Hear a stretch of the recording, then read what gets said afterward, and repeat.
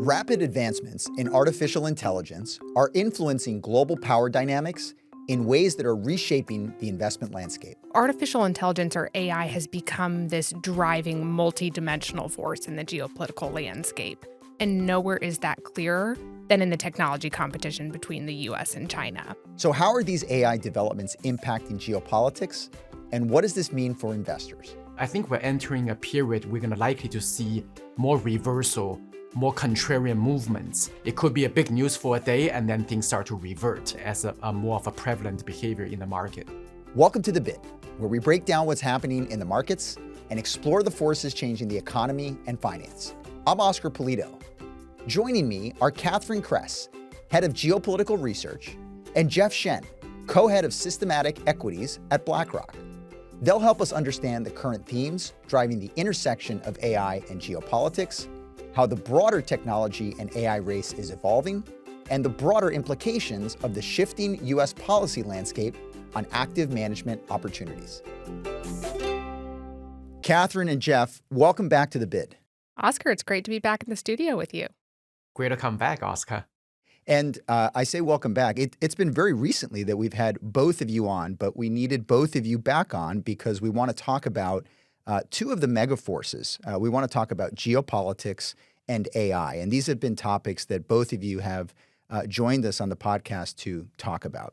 Catherine, if I could start with you, tell us a little bit more about this intersection of geopolitics and AI that is occurring right now. And what are the core issues that you're looking at? So, Oscar, you and I have talked about this a number of times on previous episodes, but to set the scene, artificial intelligence, or AI, has become this driving multidimensional force in the geopolitical landscape.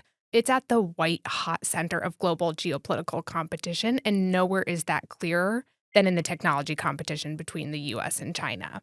The U.S. and China are engaged in this epic zero-sum, long-term structural competition to seize the commanding heights of advanced technologies in the 21st century. Now, we've seen this technology competition play out across a range of dimensions and touching on a number of different technologies, but what's front and center right now in the topic of our conversation today is artificial intelligence. Why is that?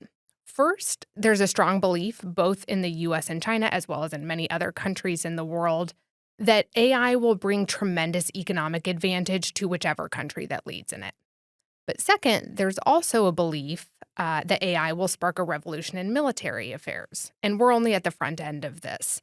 The potential use cases for AI are innumerable and have the potential to radically change everything about how militaries around the world organize, prepare for, and ultimately conduct their operations.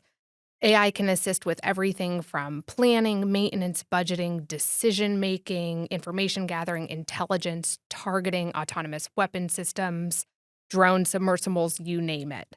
To this end, it's not just about the specific weapons that AI may enable, but about the weapon systems that it can enable and ultimately give an insurmountable advantage to whichever country is at the leading edge of AI. Now, because of these dynamics, both economic and military, the technology development and associated build-out of AI infrastructure globally is increasingly seen as a national security issue. It's being viewed through the lens of national security, particularly in this context of U.S.-China competition. Jacob Hellberg, who is a former technology executive and has now been tapped for an undersecretary role at the State Department, had a quote recently that I thought was telling. He said, "We've seen throughout history that countries that are the first to exploit periods of rapid technological change can often cause shifts in the global balance of power." That line of thinking is what I believe is driving the thrust of U.S. policy today on artificial intelligence.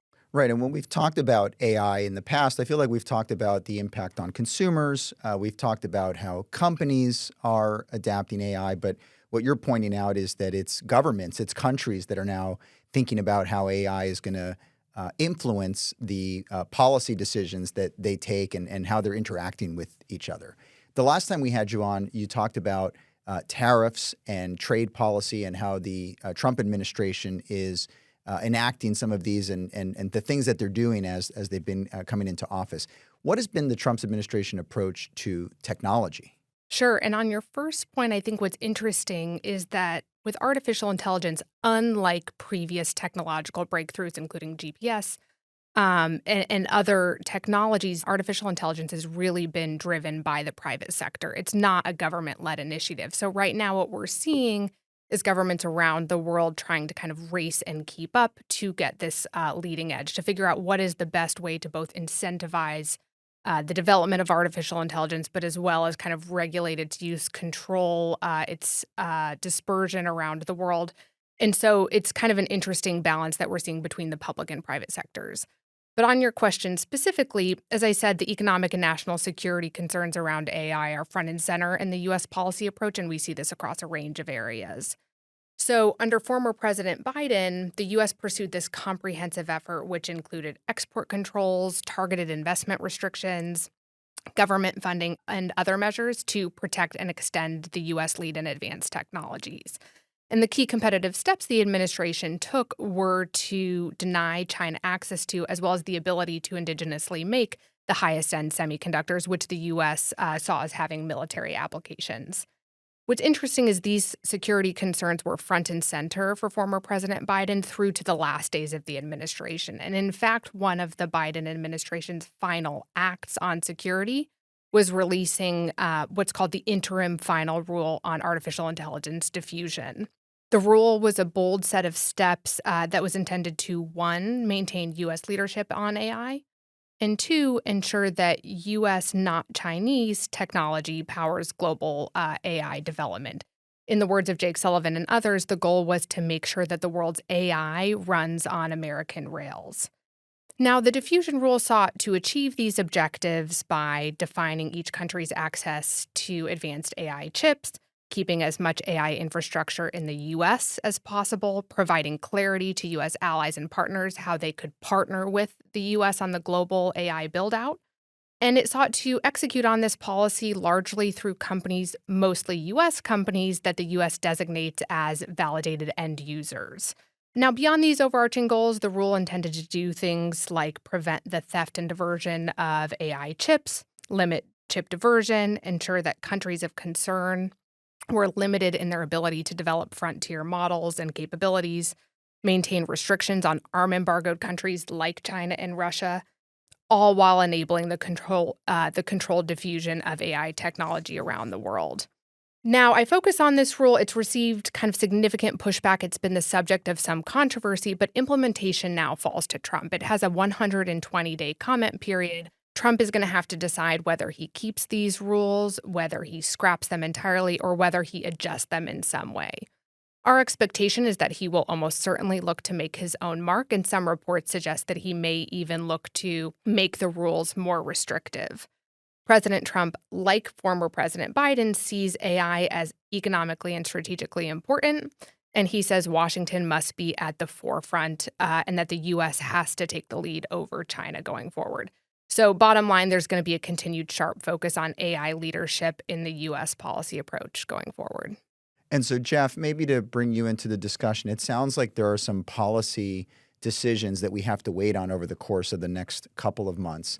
In the meantime, as an investor, what does this mean for the tech sector? I'm hearing maybe that geographically the U.S. technology sector could potentially benefit from this, from some of the head start that it's had, but maybe it's more nuanced than that. How do you think about the opportunities in tech? I think it's certainly going to be very nuanced and to your point, also highly uncertain. So I think I like to think about it as any asset price is really going to be driven by two things, cash flow surprise and also discount rate surprise.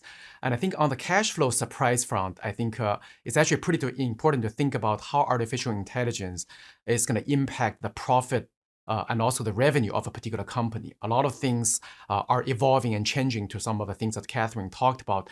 So I think as a particular company, as a particular stock that we invest in, it's pretty important to think about how AI would actually impact how profitable and also how much revenue surprise there will be. And I think a lot of things are going to be evolving and changing. Now, interesting is also when we look at the tech sector in specifically, I think it's actually interesting in the sense that the demand and supply picture for the tech stocks, they've actually been very much global for a long period of time. You extract revenue around the globe. You get your supply chain around the globe. And that's very quickly changing as we speak, given some of the geopolitical risks that Catherine very well laid out. So what we're finding is really that technology independence becomes increasingly more of a theme. You actually certainly want to broaden your demand side as much around the globe as possible. But at the same time, from a supply side, I think there's this national security concern that drives a lot of independence and also making sure that things are nearshoring or friendly shoring. So from that perspective, I think the discount rate, if you will, that how we are actually discount that future cash flow becomes much more complex. It used to be that this is actually not too much of a concern as long as the companies are generating that cash flow surprise. But now how we discount that cash flow becomes much more nuanced. And I think, from an ecosystem perspective, I think you certainly see a China-led ecosystem, a US-led ecosystem. And it's also important to think about there are a lot of countries there are still what I would like to call them as swing states. They are trying to figure out how to align and where to align. And from an investment lens perspective, it's also pretty important to think about that there are a lot of nuances and a lot of uncertainty. It's not really black and white, especially for a lot of these swing state countries. So I think the world in technology investment, I think, is becoming much more complex. And I think it's pretty important to stay current, but also stay dynamic. Right. And just hearing you talk about there's US tech and China tech, it fits this theme of geopolitical fragmentation. And you also mentioned supply chains coming closer to home. This has been another theme that we've been talking about over the last couple of years. And Jeff, you mentioned China. I have to ask you about the Chinese AI startup, DeepSeek, which made news a few weeks ago. And I wonder if you can just give us an overview of what happened, how did the markets react, and how has this changed the AI race between the US and China? Absolutely. So January 27th this year, the DeepSeek actually released a new model that seemed to have pretty superior performance. But the more important thing is actually they claim that it only costs about $5 million to train their model. And the ongoing assumption is that this type of large language model would cost around 100 million to close to $1 billion. So there's a huge cost saving that seemed to be possible. Alongside with that, I think there's also a bunch of assumptions that we have in the sense that this large language model would also consume tremendous amount of energy. So there's a downstream supply chain implication. There's also this assumption that the US is certainly leading the AI race. And here is a small startup that seemed to be able to do a lot of things that a big US company haven't actually been able to do. So it was a reasonably dramatic news. US equity market actually saw about a $1 trillion market cap being wiped out in a single day. And you have also seen Nvidia went down about 18% on a single day. So it was a dramatic event. Now, fast forward today, a lot of these losses have actually been recovered. And the reason is, I think, when people dig a little bit deeper, I think a few of these assumptions that people have, I think people are starting to realize that things may not be as black and white as people expected before. Clearly the training cost is still very much a question mark, but also to be able to train a model like that, it still builds upon the billions and billions of dollars that's already been invested in large language models. So it's not like you can go from a blank sheet of paper, spend $5 million to come up with a new model. So that's one. And I think it's also, while there are many, many clever things that DeepSeek has actually come up with, there's this expert system that they've actually come up with, which is rather than have a generalized AI system, they call on specific experts one point at a time. So that way is actually a pretty efficient way to train the model and also to provide reasoning. And so there's some interesting and innovative approach embedded in there. But at the same time, it leans also quite a bit on US technology. So this idea that you can actually have a native developed Chinese technology completely independent of the US technology, that assumption is also not necessarily right. If I zoom it out a little bit, I'll say that it actually does highlight that I think from the methodology perspective, it is actually quite possible that you actually would see methodological diversification And there could be many different ways to develop large language model and artificial intelligence method on a forward-looking basis. So I think that's probably here to stay.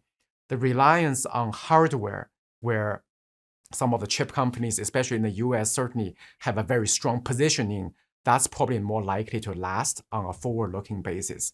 And the last but not the least is I do think that the magic will still be in the applications. How do you adopt AI? How do you use this AI? How do you use it for your advantage? That's actually, to Catherine's point, it does become a bit of a zero-sum game in the sense that the people who use AI effectively versus people who don't, there will be a huge competitive advantage. So I think, long story, cut it short a little bit is really to say that this is certainly ongoing, and I think the race is still very much open. And you've pointed out that the market has kind of gone back to where it was when the DeepSeek news first came out. We've learned more information as time has gone on, and you mentioned the market having recouped some of the losses, and you mentioned Nvidia, for example, recouping a lot of those losses. So in the short term, it seems like the market is back to where it was. But presumably, Catherine, there are geopolitical and policy implications that are more intermediate and longer term that come as a result of the DeepSeek news. Is that how you're thinking about it?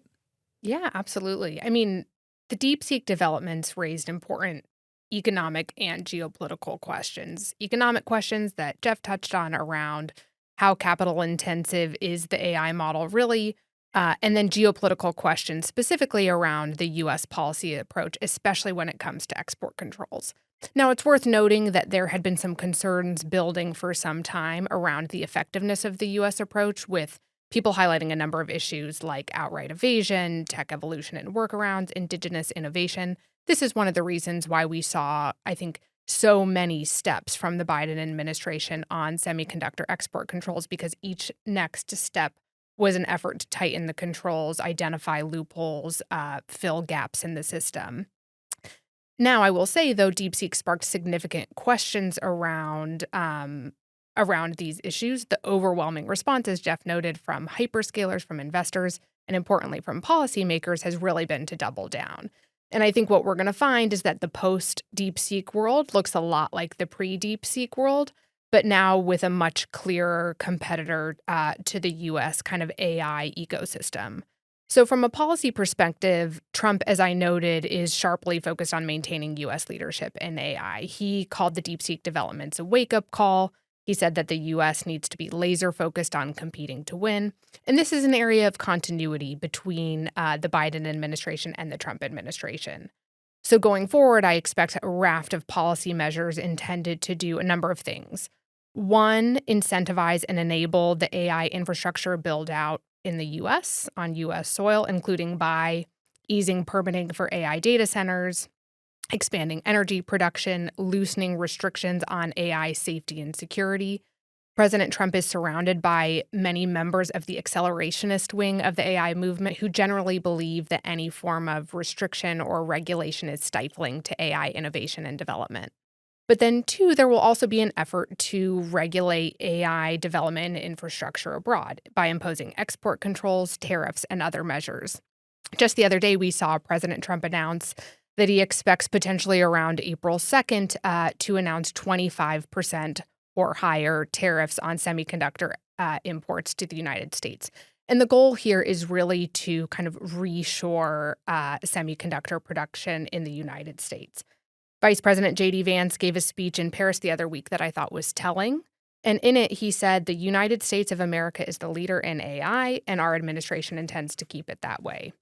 He stated unequivocally that the U.S. intends to lead on chip design, algorithms, applications, infrastructure, and will not be contained by external regulation. He said that the U.S. would continue its efforts to prevent the theft and misuse of American AI and chip technologies, working with allies and partners to close pathways and loopholes. And then he affirmed the administration's intent to concentrate the AI build-out on U.S. soil. Going forward, on this note, our expectation is that AI data centers and industrial clusters more generally are going to be considered, as I said, through the lens of national security, increasingly treated as critical infrastructure in the United States with all manner of kind of security protections that entails. Now, a final point, and just to build on something Jeff said earlier from a geopolitical perspective, There is increasingly the view that DeepSeek as an open source model could widen the gap between the U.S. and its partners and allies and the rest of the world, especially the emerging and developing world. And I say that because now there is a cheaper, high quality Chinese model on the market that happens to come with less restrictions and regulations around its use. So if you're an emerging and developing market who's looking to embed AI in its economy and processes, this presents an attractive alternative to the U.S. tech model. That once again means that the global AI race is going to get a lot more competitive. So I would think that investing in AI or tech is hard enough in terms of identifying a company. To Jeff, to talk about what you mentioned in terms of the cash flows, identifying those cash flows and trying to value a stock. But Catherine, you've added a whole bunch of other variables that now need major consideration when it comes to policy decisions. You've used the term zero-sum game to talk about the race that is taking place for AI dominance. So Jeff, maybe to come back to you, you're managing a team that is investing and having to take all of these things into consideration. So what are your thoughts on the biggest risks or opportunities for 2025? Listening to Catherine, I think certainly our job is getting harder, that's for sure. But it's also both risks and also opportunities.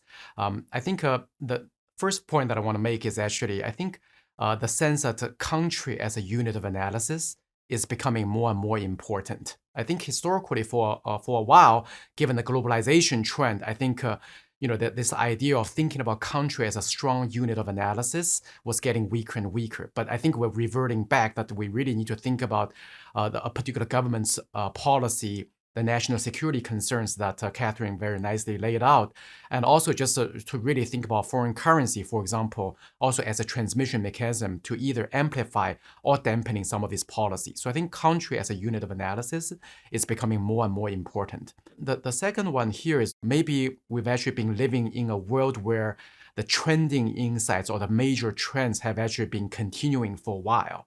And I think we're entering a period we're going to likely to see more reversal, more contrarian movements, because there's a lot of uncertainty, DeepSeek to the point that you just raised, Oscar, that it could be a big news for a day and then things start to revert. So I think we're going to actually, this idea that we're living in a world where we got to watch out for some of its trending behavior, but really to think about potential reversal, mean reversion as a more of a prevalent behavior in the market. And last but not the least, I do think that data and insights are becoming more and more important in this new dynamic and complex world. I give you one specific example. What we're doing now is actually essentially try to look at some of a policy movement that's actually coming from Washington, D.C. and also around the world to use policy as an impulse and then thinking about country as a unit of analysis. But then you really need to map out both from a revenue profile perspective and also from a cost structure perspective, how global a company's profile is, and also where the geographic locations are from a revenue and from a cost perspective. Then you essentially use the policy as a impulse to really to see what other shocks can be. So I think to the extent that you can go for a deeper analysis to adapt to some of these policy dynamics, there's actually a lot of opportunities from an active management perspective. So I think the job is getting harder, but I think the possibility to generate alpha in this new environment could certainly also being richer. Right, it's getting harder. And you mentioned country risk being a unit of analysis that it's sort of reintroducing. So I hope you have a geopolitical expert on your team, Jeff. And if not, maybe Catherine, you'll make yourself available to talk to Jeff. It's great to have you both back on. We talk a lot about the 5 mega forces that are at play in the global economy. We don't often talk about how they intersect, but it's been great to hear about how geopolitics and AI are really at that intersection and what the risks and opportunities are. Thank you both for sharing these insights, and thank you for doing it on The Bid. Thanks for having us. Thank you, Oscar. Thanks for listening to this episode of The Bid. Subscribe to The Bid wherever you get your podcasts.